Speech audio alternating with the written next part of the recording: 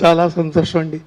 చాలా ఏం మాట్లాడాలో నాకు తెలియట్లేదు, మనసు మోగబోయినట్టు అయింది. అలాగే తెలుగులో చాలా మంచి మాటలు, అద్భుతమైన మాటలు. ఒక్కొక్క మాటకి ఉదాహరణకి చెప్పాలంటే, ఎవరైనా పార్టీలోకి వచ్చినప్పుడు ఈ మాట అనండి, మీ రాక అంటే మీరు వచ్చారు, మీ ఆగమనము మాకెంతో సంతోషం, మీ ఆగమనం మాకెంతో సంతోషం, మీరు వెళ్ళిపోతారంటే ఆగమనం. ఆగమనం అన్న మాటలో చూడండి ఎంత అందం ఉందో. మీరు వచ్చారు, మీ ఆగమనం మాకెంతో సంతోషం, మీరు వెళ్ళిపోతారంటే ఆగమనం. తెలుగు భాషలో ప్రతి చోటలో. ఒకసారి ఒక మిత్రుడు అన్నాడు, చాలా బోరుగా ఉందిరా, ఏవైనా ఉపద్రవం కలిగించిన ద్రవం ఉంటే పంపించు అన్నాడు.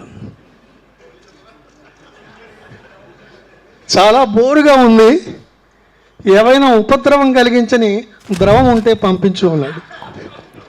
తెలుగు భాషలో ఉన్న అందం, తెలుగు భాషలో ఉన్న ఔన్నత్యం, తెలుగు భాషలో ఉన్న గొప్పతనం మనెక్కడా కనిపించదు.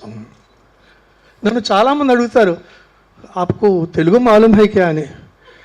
నేను అంటాను, నాకు మాలూమ్ అయ్యేదేం తెలుగు, నాకు వచ్చిందే తెలుగు. ఒకసారి చిన్న విషయం చెప్పి నేను ముగిస్తాను. నేను స్కూల్లో జాయిన్ అవడానికి వెళ్తే ముస్లిం అనుకుని మా మాస్టర్ నన్ను ఓ క్లాస్ में जाके शांति के साथ बैठ जा అన్నాడు. క్లాస్ में जाके शांति के साथ बैठ जा అన్నాడు. శాంతి కే సాత్ బయట అంటే అల్లరి చేయకుండా కుదురుగా కూర్చోమని. నాకు వచ్చిన అర్థం ఏంటంటే, నువ్వు వెళ్ళి శాంతితో కూర్చోని.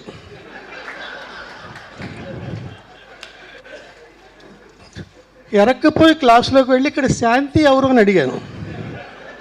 కర్మ కొద్దీ అక్కడ ఒక శాంతి ఉంది, వెళ్ళి పక్కన కూర్చుండిపోయాను.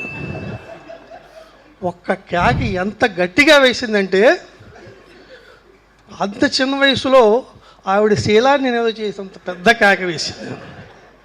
తర్వాత ఆ స్కూల్లో నేను ఉన్నంతకాలం నా జీవితంలో శాంతి లేకుండా చేసేసింది. తెలుగు చాలా గొప్ప భాష, చాలా మధురమైన భాష.